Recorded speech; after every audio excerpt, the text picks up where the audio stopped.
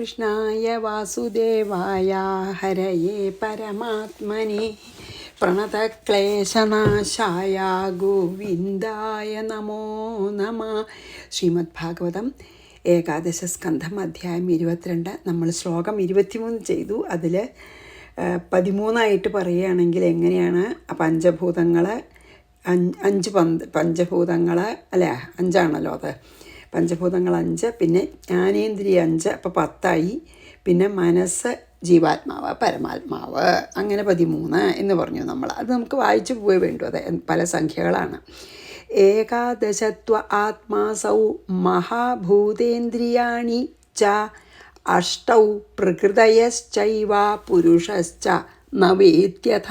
24 ഏകാദശത്വേ 11 എന്നാണ് ഒരാൾ കണക്കാക്കണമെങ്കിൽ, 11 പക്ഷം എങ്കിൽ, അസൗ ആത്മാ ഈ ആത്മാ, മഹാഭൂതേന്ദ്രിയാണി ച 5 മഹാഭൂതങ്ങൾ, 5 ഇന്ദ്രിയങ്ങൾ, അത് മാത്രമേ ഉള്ളൂ. അതുപോലെ, അതായത് പഞ്ചമഹാഭൂതങ്ങളും 5 ജ്ഞാനേന്ദ്രിയവും പിന്നെ ആത്മാവും, അപ്പോൾ 11 അങ്ങനെ. അതുപോലെ 9 ആണെങ്കിൽ അഷ്ടൗ പ്രകൃതയാച്ച, പ്രകൃതികൾ 5 ഭൂതങ്ങൾ, മനസ്സ്, ബുദ്ധി, അഹങ്കാരം, അതാണ് 9 പറയുകച്ചാൽ. പുരുഷഹാച്ച ഈശ്വരനും ഇതി നവ, അത് നമ്മൾ മുമ്പ് തന്നെ പറഞ്ഞു 9 അല്ലേ.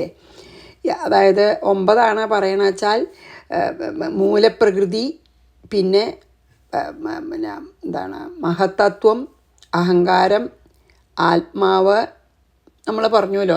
അത് ഭൂതങ്ങൾ 9 എന്ന് പറഞ്ഞു. അതൊന്നും നമുക്ക് അത്ര ഇതാവില്ല. പലരും ഇനി ഉദ്ധവൻ ആദ്യം പറയുകയാണ്. എന്താണ് ഭഗവാൻ അപ്പം ഇതുവരെ പറഞ്ഞു വെച്ചാൽ 24 25 കൂടി ഇത് നാനാപ്രസംഖ്യനം അല്ല, അത് വായിച്ചിട്ടില്ല. അപ്പോൾ 24 അല്ലേ. അതായത് ഭഗവാൻ അടുത്തൊരു ശ്ലോകത്തിൽ കൂടി പറയണത് പല പല എണ്ണങ്ങൾ പറഞ്ഞാൽ ഓരോരുത്തർ ചിലതിനെ വിട്ട് ചിലതിൽ അത് ഉൾക്കൊണ്ടു എന്ന് വിചാരിച്ച് അത് എണ്ണണില്ല എന്ന് മാത്രമേ ഉള്ളൂ എന്ന് പറഞ്ഞാൽ അത്രയേ ഉള്ളൂ ഇതിനർത്ഥം.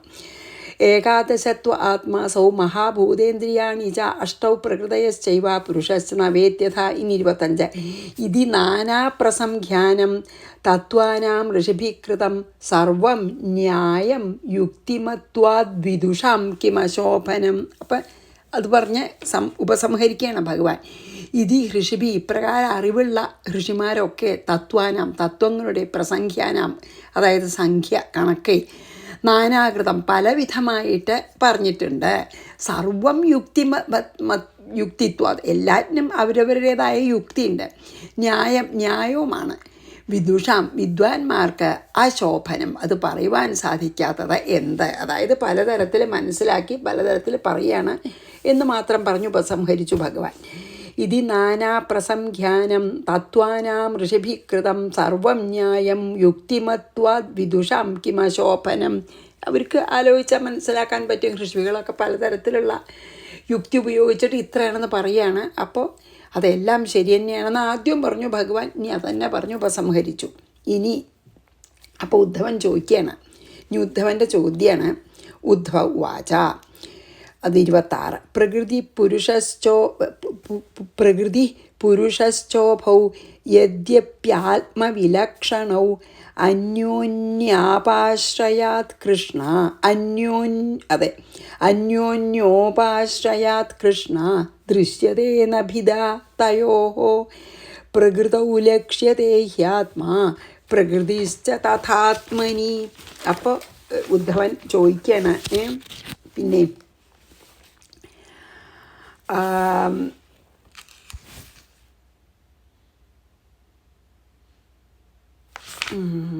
അതെ, ഇനി നമുക്ക് പിന്നെ ഉദ്ധവൻ്റെ ചോദ്യം നമുക്ക് ഒന്ന് നോക്കാം. 26 നമ്മൾ വായിച്ച ഭഗവാൻ, അല്ല ഉദ്ധവ വാച.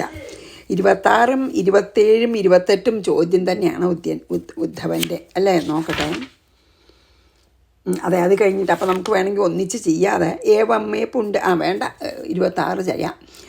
പിന്നെ അപ്പോൾ അതിലെന്താണ്, ഹേ കൃഷ്ണ, പ്രകൃതി പുരുഷ ഉഭൗച്ച, പ്രകൃതി പുരുഷൻ എന്ന രണ്ടും, പ്രകൃതിച്ച മായ, പുരുഷൻ പറഞ്ഞാൽ മായയ്ക്ക് ശക്തി കൊടുക്കുന്ന, അല്ലേ, അല്ലെങ്കിൽ പുരുഷൻ്റെ ശക്തി തന്നെയാണ് മായ.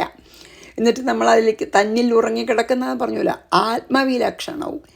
അതായത് ആത്മവിലക്ഷണം വെച്ചാൽ അതായത് ജഡാണോ അതോ ചൈതന്യവത്താണോ എന്ന സ്വഭാവം കൊണ്ട് ഒന്നോടൊന്ന് ഭേദപ്പെട്ടവകളെ തന്നെ. അതായത് പ്രകൃതി ജഡാണ്, പുരുഷൻ ജഡമല്ല, അതെ ചൈതന്യ ആണ്.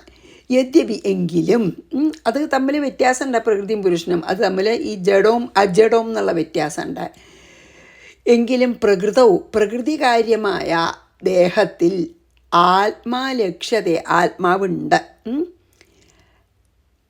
തഥാ അപ്രകാരം തന്നെ പ്രകൃതി ആത്മനീച്ച ആത്മാവിങ്കലും കാണപ്പെടുന്നു. അതാണ് എന്താണ് ഉദ്ധവൻ്റെ സംശയം. എന്താ വെച്ചാൽ പ്രകൃതിയും പുരുഷന്മാരും കുറച്ച് വ്യത്യാസമുണ്ട് അവരുടെ സ്വഭാവം കൊണ്ട്. അതായത് ഒന്ന് ജഡാണ് പ്രകൃതി, അതായത് പുരുഷൻ്റെ ശക്തി കൊണ്ട് മാത്രമാണ്. പുരുഷൻ ചൈതന്യമാണ്, അല്ലെങ്കിൽ അജഡാണ്. അങ്ങനെയാണെങ്കിലും ഹേ ഭഗവാനെ, അവരെപ്പോഴും പ്രകൃതിയും പുരുഷനും എപ്പോഴും ഇങ്ങനെ പിന്നെ ഒന്നിച്ചാണ്.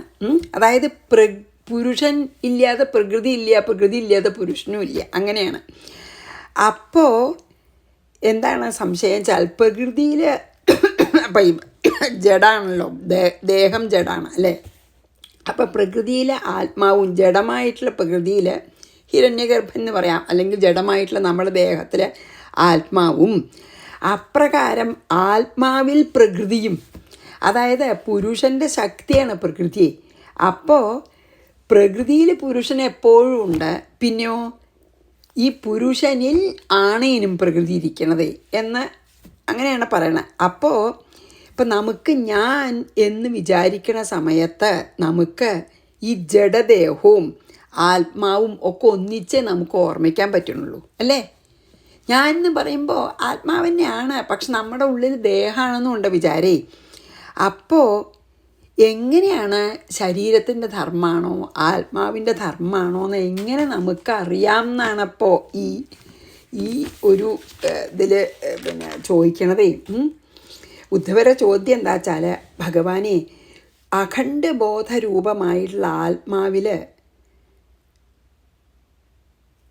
ജഡമായിട്ടുള്ള ഒരു തോന്നലാണ്, അല്ലെങ്കിൽ ജഡമായിട്ടുള്ളതാണല്ലോ പ്രകൃതി. അപ്പോൾ പ്രകൃതി അതെ, ജീവാത്മാവും അതെ, അത് നമുക്ക് ജീവാത്മാവ് വേറെയാണെന്ന് തോന്നുകയാണല്ലോ. അഥവാ ജഡവും ജീവനും, അതായത് പ്രകൃതിയും ജീവനും ആത്മാവിൽ തന്നെയുള്ള ഒരു പ്രതിഭാസമാണെന്ന് അങ്ങ് മുമ്പ് പറഞ്ഞുവല്ലോ. എന്നാൽ ഇത് രണ്ടും എപ്പോഴും ഒന്നിച്ചാണ്, അന്യോന്യം ആശ്രയിച്ചിട്ടുമുണ്ട്. ജീവനില്ലാതെ പ്രകൃതിയില്ല, പ്രകൃതി ഇല്ലാതെ ജീവനില്ല. അതായത് ഈ പിന്നെന്താണ്, പ്രകൃതി കൊണ്ടാണ് ഈ ജഡമായ ശരീരം, ആ ജഡമായ ശരീരത്തിൻ്റെ ഉള്ളിലാണ് ജീവനെ. അപ്പം ജീവനും ആ പ്രകൃതിയാൽ നിർമ്മിതമായ ശരീരവും ജീവനും ഇല്ലാതെ ഇല്ല, ഒന്നിച്ചാണ് എപ്പോഴും. അപ്പോൾ പ്രകൃതി ഇല്ലാതെ ജീവനില്ല. അതായത് നമുക്ക് ആ പിന്നെ ബോഡിയുടെ ഉള്ളിലിരിക്കണ ആ ചൈതന്യമില്ലാതെ ഒന്നും നമുക്ക് ഇവിടെ ഒന്നും പ്രവർത്തിക്കണില്ല. അപ്പോൾ ഇത് രണ്ടാണെന്ന് എങ്ങനെയാണ് നമുക്ക് ഈ അതിൻ്റെ ഉള്ളിൽ ആത്മാവായി ചൈതന്യം നൽകുന്ന ആത്മാവും ജീവനാണ്, ഞാൻ ദേഹമാണെന്ന് അഭിമാനിക്കുന്ന ജീവനും എങ്ങനെയാണ് രണ്ടാണെന്ന് നമുക്ക് കരുതാൻ പറ്റുക? അതായത് എനിക്ക് ആത്മാവാണ് ഞാൻ എന്നൊക്കെ ബോധ്യം ഉണ്ടെങ്കിൽ ഞാൻ ജീവനാണെന്ന് തന്നെയാണ്, ഈ ജഡമായ ശരീരമാണെന്ന് തന്നെയാണ് ബോധ്യം. എന്താ വെച്ചാൽ എപ്പോഴും അത് ഒപ്പാണ്. അപ്പം ഈ മായാമോഹത്തിൻ്റെ രഹസ്യം ഒന്ന് എനിക്ക് പറഞ്ഞു തരൂ, അല്ലെങ്കിൽ എങ്ങനെ ഇത് രണ്ടാണെന്ന് എങ്ങനെ. അപ്പോൾ അതായത് ജീവാത്മാവും ആത്മാവും വേറെയാണെന്നും, അല്ലെങ്കിൽ പ്രകൃതിയും ഈ ശരീരവും അതിൻ്റെ ഉള്ളിലിരിക്കുന്ന ആത്മാവും വേറെയാണെന്ന് എങ്ങനെ കരുതാൻ പറ്റും? എനിക്കത് മനസ്സിലാക്കാൻ പറ്റണില്ല. അത് വളരെ ശരിയല്ലേ, നമുക്ക് ആത്മാവാണെന്നൊക്കെ ഉണ്ടെങ്കിലും നമുക്ക് നോക്കട്ടെ കേട്ടോ. അതെ, അതാണ് ഉദ്ധവന് നമുക്കുള്ള സംശയം തന്നെയാണ്. എന്താ വെച്ചിട്ടുണ്ടോ, പ്രകൃതിയും പുരുഷനും അവരുടെ സ്വഭാവത്തിന് വ്യത്യാസമുണ്ട്. ജഡോ അജഡോ ആണെങ്കിലും അവർ അന്യോന്യ ആശ്രയം കൊണ്ട് ഒരു വ്യത്യാസവും ഇല്ലാത്ത പോലെ പ്രകൃതിയിൽ പുരുഷനും പുരുഷനിൽ പ്രകൃതിയും കാണുന്നുണ്ട്. അപ്പോൾ എൻ്റെ ഈ സംശയം എന്താ വെച്ചാൽ, ഈ ജീവന്മാർക്ക് എങ്ങനെയാണ് ഒരേ സമയം ജഡമായിട്ടുള്ള ശരീരമാണ് ഈ ജീവനുമാണ് എന്ന് എങ്ങനെയാണ് എനിക്ക് ഈ മായയുടെ ഈ സ്വഭാവം എങ്ങനെ ഇത് ഒന്നാണെന്നും അല്ലെങ്കിൽ രണ്ടാണെന്നൊക്കെ കരുതപ്പെടുന്നത് എങ്ങനെയാണെന്നാണ് ചോദിക്കുന്നത്. അത് ശരീരധർമ്മം എന്താണ്, ജീവൻ്റെ ധർമ്മം എന്താണ് എന്ന് എങ്ങനെ അറിയാം എന്ന് ചോദിക്കുകയാണ്. അപ്പോൾ ഉദ്ധവൻ ഉവാച, അത് 26 വായിച്ച് 27. ഇനി ഉദ്ധവൻ്റെ 2 ശ്ലോകം കൂടിയും ചോദ്യം തന്നെയാണ്. പ്രകൃതി പുരുഷശ്ചാഭോ യദ്യപ്യാത്മവിലക്ഷണോ അന്യോന്യോപാശ്രയാത് കൃഷ്ണ ദൃശ്യതേ നഭിദാതയോ പ്രകൃതൗ ലക്ഷ്യതേ ഹ്യാത്മാ പ്രകൃതിശ്ച തഥാത്മനി. പ്രകൃതിയും പുരുഷനും വേറെയാണെന്ന് പറയുന്നുണ്ടെങ്കിലും എപ്പോഴും ഒന്നിച്ചാണ്, അന്യോന്യ ആശ്രയമാണ്. ഇനി 27. ഏവം മേ പുണ്ടരീകാക്ഷ മഹാന്തം സംശയം ഹൃദി ചേത്തുമർഹസി സർവജ്ഞ വചോഭിർനയനൈ നയനൈപുണൈ വചോഭിർനയനൈപുണൈ. ഹേ പുണ്ടരീകാക്ഷ സർവജ്ഞ, എന്താണ് പറയണത്, ഹേ ചെന്താമരാക്ഷ അല്ലേ പുണ്ടരീകാക്ഷൻ എന്ന് പറഞ്ഞാൽ താമരയുടെ കണ്ണുള്ള പുണ്ടരീകാക്ഷ, സർവജ്ഞ എല്ലാം അറിയുന്നവനെ. ഏവം മേ ഹൃദി, എൻ്റെ ഹൃദയത്തിലെ മഹാന്തം സംശയം, ഈ വലിയ സംശയത്തെ നയനൈപുണൈഹി വചോഭി, നല്ല നൈപുണ്യമുള്ള വാക്കുകളാൽ, സമർത്ഥമായ വാക്കുകൾ കൊണ്ട് അങ്ങ് ചേത്തുമർഹസി, എൻ്റെ ഈ സംശയങ്ങളെ ദൂരീകരിക്കണം എന്ന് പറയുകയാണ്. ഹേ ഭഗവാനെ, എൻ്റെ ഈ വലിയ സംശയത്തെ വളരെ സമർത്ഥങ്ങളായ വാക്കുകൾ കൊണ്ട് അങ്ങ് തന്നെ ഇല്ലാതെയാക്കണം, ദൂരീകരിക്കണം. ഉദ്ധവൻ. ഏവം മേ പുണ്ടരീകാക്ഷ, അതായത് പ്രകൃതിയും പുരുഷനും തമ്മിലുള്ള വ്യത്യാസമാണ് ചോദിക്കണം കേട്ടോ, അതാണ്. ഏവം മേ പുണ്ടരീകാക്ഷ മഹാന്തം സംശയം ഹൃദി ചേത്തുമർഹസി സർവജ്ഞ വചോഭിർനയനൈപുണൈ. എന്താ വെച്ചാൽ വേറെ ആരുമില്ല അത് അറിയണ ആളെ. ത്വത്വജ്ഞാനം ഹി ജീവാനാം പ്രമോഷസ്തേത്ര ശക്തിതഃ ത്വമേവ ഹ്യാത്മമായയാ ഗതിം വേഥന ചാപര. അങ്ങയുടെ മായ തന്നെയാണത്. അതായത് ജീവാനാം ത്വത്വഹ, അതായത് ഈ ജീവന്മാർക്ക് ത്വത്തഹ, അങ്ങയിൽ നിന്നു തന്നെയാണ് ജ്ഞാനം ഉണ്ടാവുന്നത്. അങ്ങനെയാണ് എല്ലാവർക്കും ജീവാനം ത്വത്വഹ ജ്ഞാനം, അങ്ങയിൽ നിന്നു തന്നെയാണ് ജീവന്മാർക്കൊക്കെ ജ്ഞാനം ലഭിക്കുന്നത്. പ്രമോഷശ്ചാത്തേ ശക്തിത, ജ്ഞാനം അജ്ഞാനം ഉണ്ടാവുന്നതും എന്താണ്, തേ ശക്തിത, അങ്ങയുടെ ശക്തിയായിട്ടുള്ള മായ കാരനാണ്. അതായത് ആളുകൾക്ക് അറിവുണ്ടാവുന്നതും ജ്ഞാനം ഉണ്ടാവുന്നതും അങ്ങയുടെ കൃപ കൊണ്ടാണ്. അജ്ഞാനത്തിലിരിക്കുന്നതും എന്താണ്, അങ്ങയുടെ ശക്തിയായിട്ടുള്ള മായ കൊണ്ടാണ്. രണ്ടും ഭഗവാന്റെ ശക്തി തന്നെയാണ്. ജ്ഞാനം നൽകാനുള്ള ശക്തിയുണ്ട് ഭഗവാന്, അങ്ങയുടെ ശക്തി തന്നെയാണ് ഈ മായ. ആ മായയിലിരിക്കുമ്പോഴാണല്ലോ അജ്ഞാനം. അപ്പം ജ്ഞാനത്തിന് അങ്ങനെയാണ് കാരണം. പിന്നെ ത്വമേവ ഹ്യാത്മമായ ഗതിം വേഥന ചാപര അല്ലേ. അതായത് അങ്ങനെയാണ് യോഗമായയുടെ, അങ്ങയ്ക്ക് മാത്രമേ യോഗമായയുടെ ഗതി അറിയുള്ളൂ എന്ന്. മീൻസ് അങ്ങയുടെ ശക്തിയാണ് യോഗമായ, അങ്ങയിൽ നിക്ഷിപ്തമായ ശക്തിയാണ് യോഗമായ. അപ്പോൾ ആ യോഗമായ എങ്ങനെയൊക്കെ പ്രവർത്തിക്കണമെന്ന് അങ്ങയ്ക്ക് മാത്രമേ അറിയുള്ളൂ. അപ്പോൾ അങ്ങയെ ഈ മായ ആവരണം കൊണ്ട് മൂടിയിട്ടുണ്ടേ. അത് കാരണം ജീവന്മാർക്കൊന്നും അറിയില്ല ആ മായയുടെ ഗതി, മായയുടെ സ്വഭാവം ഒന്നും ജീവന്മാർക്ക് അറിയില്ല. കാരണം അങ്ങയുടെ ശക്തിയാണ്, അങ്ങയ്ക്ക് മാത്രമേ അറിയുള്ളൂ. അങ്ങയെ ആവരണം ചെയ്തിട്ടുമുണ്ട് മായ, അങ്ങയുടെ ശക്തിയെ. എന്നിട്ട് അതിൻ്റെ മീതല്ലേ മായ വിക്ഷേപം ചെയ്യണം അല്ലേ. അപ്പോൾ അങ്ങ് തന്നെ പറഞ്ഞു തരണം. മായാനാഥനാണ്, അതുകൊണ്ടെന്നാണ് ചുരുക്കം. ത്വത്വജ്ഞാനം ഹി ജീവാനാം പ്രമോഷസ്തത്ര ശക്തിതഃ ത്വമേവ ഹ്യാത്മമായയാ ഗതിം വേഥന ചാപര. അപ്പോൾ ഇനി എന്താണ്, പ്രകൃതി പുരുഷന്മാർക്ക് എന്തൊക്കെ വ്യത്യാസങ്ങളുണ്ട്, എന്തൊക്കെയാണ് ലക്ഷണങ്ങളെന്നൊക്കെ ഇനി ഭഗവാൻ പറയാൻ പോവുകയാണ് അടുത്ത ശ്ലോകത്തിലിട്ടു. അതായത് 29 ശ്രീ ഭഗവാൻ ഉവാചയാണ്. ശ്രീ ഭഗവാൻ ഉവാച, പ്രകൃതി പുരുഷശ്ചേതി വികൽപ്പ പുരുഷർഷഭ ഏഷ വൈകാരിക സർഗോ ഗുണവ്യതികരാത്മക. ആദ്യം വാക്കിൻ്റെ അർത്ഥം നോക്കാം. പുരുഷർഷഭ, ഹേ പുരുഷശ്രേഷ്ഠ, പ്രകൃതിയും പുരുഷ ച പുരുഷനും ഇതി വികൽപ്പ എന്ന രണ്ടും ഭേദമുള്ളവ തന്നെ. വ്യത്യാസം ഉണ്ടെന്ന്. എന്താ വെച്ചാൽ പ്രകൃതി എന്ന് പറയണതുകൊണ്ട് നമ്മുടെ ഈ ദൃശ്യപ്രപഞ്ചവും ദേഹം മുതലായ നമ്മുടെ സംഘത്തിന് ഒരു കാരണമായിട്ടുള്ള അതാണ് പ്രകൃതി എന്ന് പറഞ്ഞാൽ ഉടനെ നമുക്ക് ഈ ദൃശ്യപ്രപഞ്ചവും നമ്മുടെ തന്നെ ദേഹമൊക്കെയാണ്. ഗുണവ്യതികരാത്മക, ഗുണങ്ങളുടെ ക്ഷോഭം കൊണ്ട്. ഓർമ്മയില്ലേ ഭഗവാൻ എനർജി കൊടുത്തപ്പോൾ ഈ സത്വരജസ്തമോ ഗുണങ്ങൾ സമനിലയിൽ നിൽക്കുന്നതിൻ്റെ സമനില നഷ്ടപ്പെട്ടപ്പോൾ മായ ക്ഷോഭിച്ചു പറഞ്ഞില്ലേ. അതാണ് ഗുണങ്ങളുടെ ക്ഷോഭം കൊണ്ട്, ഗുണങ്ങളുടെ ഏറ്റക്കുറച്ചിലുകൾ കൊണ്ട്. ഏഷ സർഗ, ഈ അതിന്നാണ് ഈ ദേഹമടക്കമുള്ള കാണുന്ന ദൃശ്യപ്രപഞ്ചം ഉണ്ടായത്. വൈകാരിക, അതിന് വികാരം ഉള്ളവയാണ്. അതായത് ഇതുള്ളതാണ്. അപ്പം എന്താ ഇതിൽ പറഞ്ഞു വെച്ചാൽ ഈ ഗുണങ്ങളുടെ ക്ഷോഭത്തിൽ നിന്ന് ആണ് ഈ ദൃശ്യപ്രപഞ്ചവും നമ്മുടെ ശരീരമൊക്കെ ഉണ്ടായത്. അതൊക്കെ ഗുണങ്ങളുടെ വികാരം കൊണ്ട് സംഭവിച്ചതാണ്. അപ്പോൾ ഈ പുരുഷന് ഇത് ഗുണാതീതനാണ് പുരുഷനെ. അതാണ് പ്രകൃതിയും പുരുഷനും രണ്ടെന്നെയാണ് ഉദ്ധവ.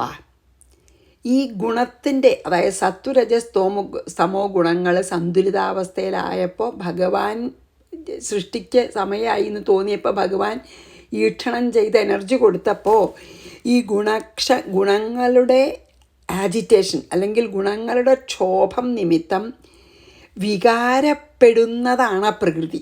മായേലത്തെ ഗുണങ്ങളുടെ ആ ഏറ്റക്കുറച്ചിലുകൾ നിമിത്തം ഉണ്ടാവുന്നതാണ് പ്രകൃതി. പുരുഷനോ ഈ ഗുണങ്ങൾക്ക് അതീതനായി നിർവികാരനാണ്. അതാണ് പ്രധാനമായിട്ടുള്ള വ്യത്യാസം. എന്താ വെച്ചാൽ പുരുഷൻ ഈ ഗുണാതീതനായിട്ട് നിർവികാരനാണ്. പ്രകൃതി ഗുണത്തിൽ തന്നെ ഉണ്ടായതാണ്. ഗുണങ്ങളുടെ ക്ഷോഭം കൊണ്ട് അല്ലെങ്കിൽ ഗുണങ്ങളുടെ വികാരങ്ങൾ കൊണ്ട് ഉണ്ടാക്കുന്ന വികാരം ഉള്ളതാണ് പ്രകൃതി. മറ്റ് നിർവികാരനാണ് ഭഗവാൻ. അതാണ് ആദ്യത്തെ ഒരു വ്യത്യാസം പറയണത്. കാരണം ഗുണങ്ങൾക്ക് അധീനമല്ല ഭഗവാനെ, പക്ഷെ പ്രകൃതി ഗുണങ്ങൾക്ക് അധീനമാണ്. ഗുണങ്ങളുടെ ക്ഷോഭം കൊണ്ട് ഏറ്റക്കുറച്ചിൽ കൊണ്ടും വികാരങ്ങൾ കൊണ്ടുണ്ടായതാണ് പ്രകൃതിയും നമ്മുടെ ശരീരമൊക്കെ. പ്രകൃതി പുരുഷശ്ചേതി വികൽപ്പ പുരുഷർഷഭ ഏഷ വൈകാരിക സർഗോ ഗുണവ്യതികരാത്മക. അതാണ് ഭഗവാൻ ആ നിർവികാരനാണ്. ഭഗവാൻ അല്ലെങ്കിൽ ആ ബ്രഹ്മ ഇന്നുണ്ടല്ലേ. അത് കഴിഞ്ഞ് ഇതൊക്കെ പ്രകൃതി ഇതൊക്കെ ഗുണക്ഷോഭം കൊണ്ട് ഇതൊക്കെ ഉണ്ടായതിന് ശേഷം അതിൻ്റെ നാശം കഴിഞ്ഞാലും ആ എന്നും നിൽക്കുന്ന ശക്തിയാണ്. അപ്പോൾ അതിനൊരു മാറ്റമില്ല. ഇതിനേ ഉള്ളൂ ഗുണവും വികാരവും ഒക്കെ. ഇനി ശരീരാദികൾക്കൊക്കെ നാനാത്വം ഉണ്ടെന്ന് പറയുകയാണ്. മമാംഗ മായാ ഗുണമയ്യനേ അനേകഥ വികൽപ്പബുദ്ധിശ്ച ഗുണൈർവിധത്തെ വൈകാരികസ്ത്രിവിധോധ്യാത്മമാമകമഥാദി ദൈവമധിഭൂതമന്യത്. അധ്യാത്മമേകം, അതാണ്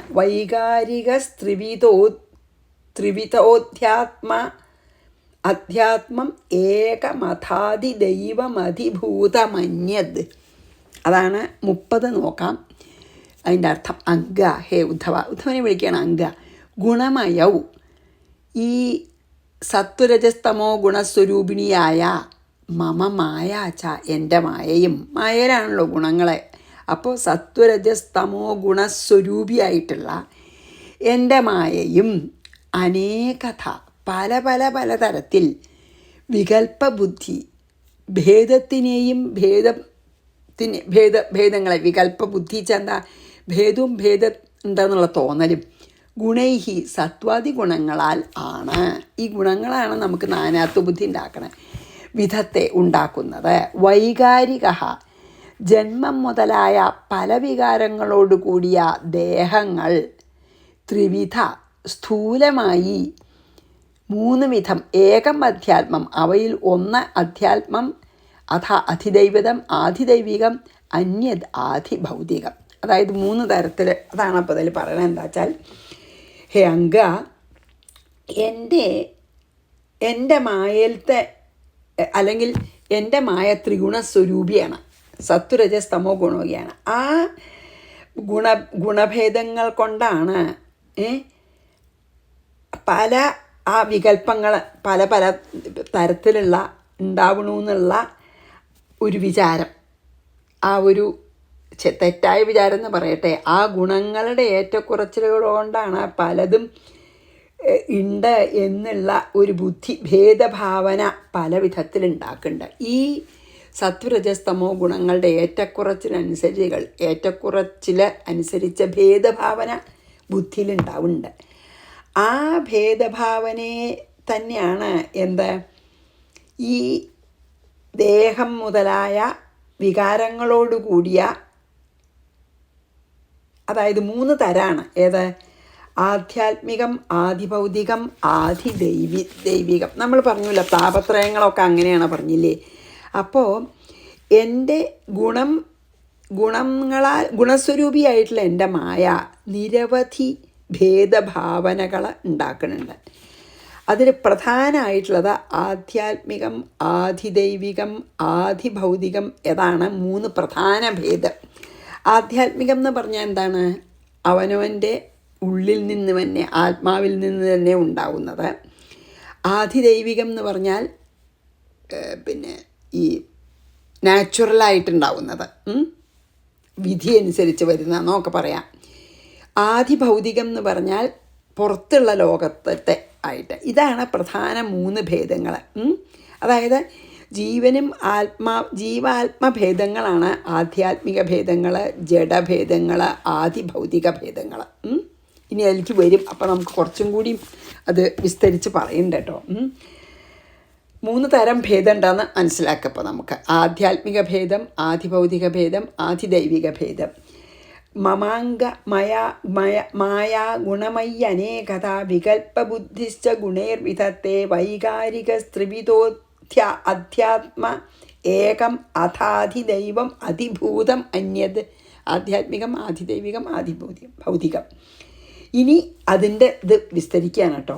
31 അതും കൂടിയും പറ്റേണ്ടതാണല്ലേ. 31 കുറച്ച് 6 ഇതൊക്കെ ഉണ്ട്.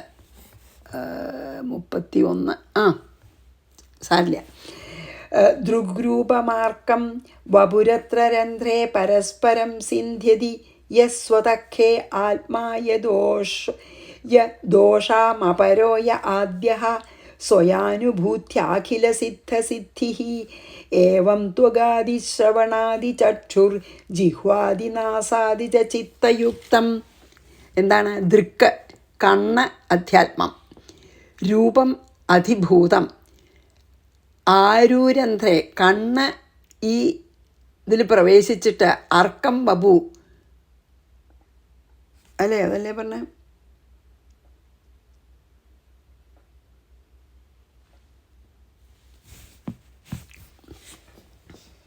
നോക്കട്ടെ കേട്ടോ. ദൃഗ്രൂപമാർക്കം, അതെ.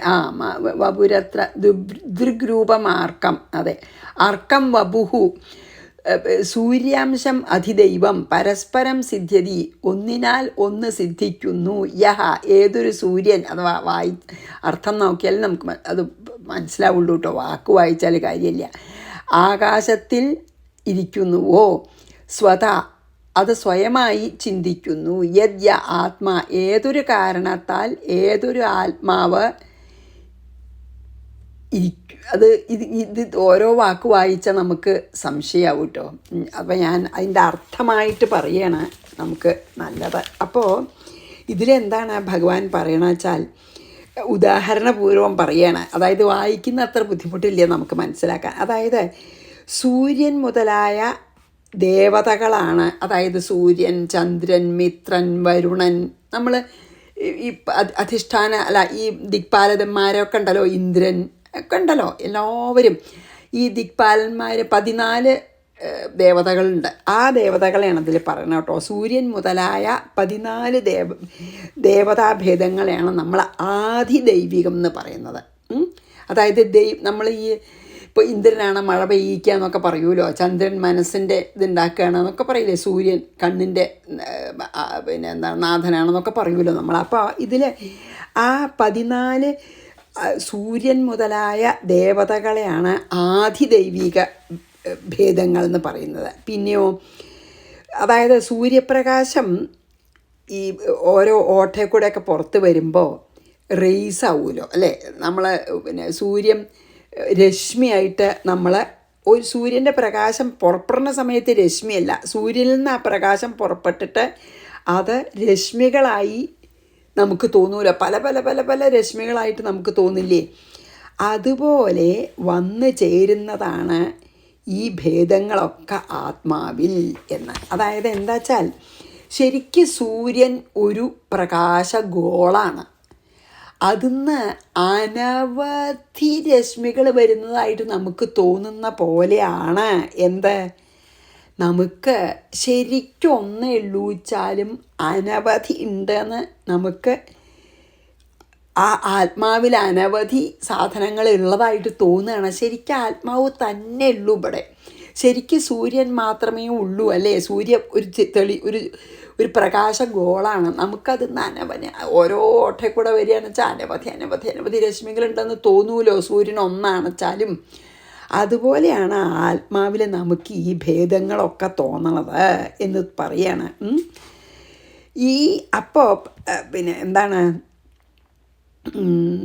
അപ്പോൾ അതാണ് ഒരു കാര്യം പറഞ്ഞത്. പിന്നെ ആത്മാവാകട്ടെ ഇതൊക്കെ യഥാർത്ഥത്തിൽ ഇവയ്ക്കൊക്കെ അപ്പുറത്തുള്ളതാണ്, ഏകനായി വിളങ്ങുന്ന ഒരു നിർവികാരനാണ്. അപ്പം ഈ മുമ്പ് പറഞ്ഞ 3 ഭേദങ്ങളും ഓരോ ഇന്ദ്രിയങ്ങളിലും തിരിയണതാണ്. അതായത് കണ്ണ് അധ്യാത്മം, രൂപം അധിഭൂതം, ആദിത്യൻ അധിദൈവം.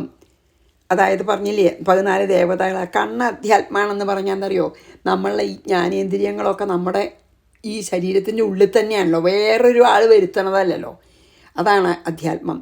പിന്നെ നമ്മൾ പുറത്ത് കാണുന്നതൊക്കെ നമ്മുടെ ശരീരത്തിൻ്റെ പുറത്തുള്ളതാണ്, അതുകൊണ്ടാണ് രൂപം അധിഭൂതം പറഞ്ഞത്, രൂപം കാണുന്നതേ. പിന്നെ ഇന്ദ്രിയന്മാരൊക്കെ ഇത് പറഞ്ഞില്ലേ. പിന്നെ ത്വക്ക്, ഇത് ഇന്ദ്രിയങ്ങളൊക്കെ ഈ വേർതിരിവുണ്ട്. അതായത് ത്വക്ക്, സ്പർശം, വായു, ഇതൊക്കെയാണ് പിന്നെ ത്വക്കിൻ്റെ ഇന്ദ്രിയങ്ങൾ. ചെവി, ശബ്ദം, ദിക്ക് അല്ലേ, നാവ്, രസം, വരുണൻ, മൂക്ക്, ഗന്ധം, അശ്വിനി ദേവന്മാർ, ഇതൊക്കെ മറ്റിന്ദ്രിയ ഭേദങ്ങൾ. അങ്ങനെ പല പല ഭേദങ്ങൾ. പിന്നെ അന്ധകരണം എന്ന് പറഞ്ഞാൽ ചിത്തം, ബുദ്ധി, മനസ്സ്, അഹങ്കാരം, അതൊക്കെ ആധ്യാത്മികം, ഉള്ളിലുള്ളതല്ലേ. ചിത്തം, ബുദ്ധി, അതൊക്കെ ഉള്ളിലുള്ളതാണ് അത്. അപ്പോൾ ചിത്തം കൊണ്ട് ചിന്തിക്കും നമ്മളല്ലേ, മനസ്സുകൊണ്ട് സങ്കല്പ വികല്പങ്ങൾ, അങ്ങനെ അതിൻ്റെയൊക്കെ ദേവതകളുമാണ്. അപ്പോൾ ഇതിനെ ഒരു വളരെ എന്താണ് ഇതായിട്ട് പറയാം നമുക്ക്. ഇതിൽ അടുത്തതിൽ ഞാൻ കുറച്ചും കൂടി അത് ചുരുക്കി അങ്ങോട്ട് പറയാം, അത്രേ ആവശ്യമുള്ളൂ അത്. അപ്പോൾ ഇപ്പോൾ ഇത് വായിച്ച് ഞാൻ നിർത്താട്ടോ. അടുത്ത സെഷനിൽ ഞാൻ ഇതിനെ തന്നെ, ഇതിപ്പോൾ 3 എണ്ണം ഉണ്ട്, അതിൽ നമ്മുടെ ശരീരത്തിൻ്റെ ഉള്ളിലുള്ളത് അതാണ് ജ്ഞാനേന്ദ്രിയങ്ങളൊക്കെ ആധ്യാത്മികമാണ്, ദേവതകളൊക്കെ അധിദൈവങ്ങളാണ്. അത് നമുക്ക് ആലോചിച്ചാൽ അറിയാമല്ലോ അല്ലേ. ദൈവം എന്ന് പറയുകൊണ്ട് ദേവതകളൊക്കെ ആധിദൈവികമാണ്.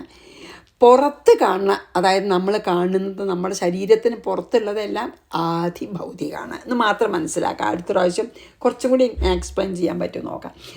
ദൃഗ്രൂപമാർക്കം ബഭുരത്ര രന്ധ്രേ പരസ്പരം സിദ്ധ്യതി സ്വതഖേ ആത്മാ യേഷാമപരോയ ആദ്യഃ സ്വയാനുഭൂത്യാഖിലസിദ്ധസിദ്ധിഃ ഏവം ത്വഗാദിശ്രവണാദിചക്ഷുർജിഹ്വാദിനാസാദി ച ചിത്തയുക്തം. ശ്രീകൃഷ്ണാർപ്പണമസ്തു. സർവത്ര ഗോവിന്ദനാമ സങ്കീർത്തനം. ഗോവിന്ദ ഗോവിന്ദ. ഗുരുവായൂരപ്പ ശരണം. സമസ്താപരാധം ക്ഷമസ്വമേ.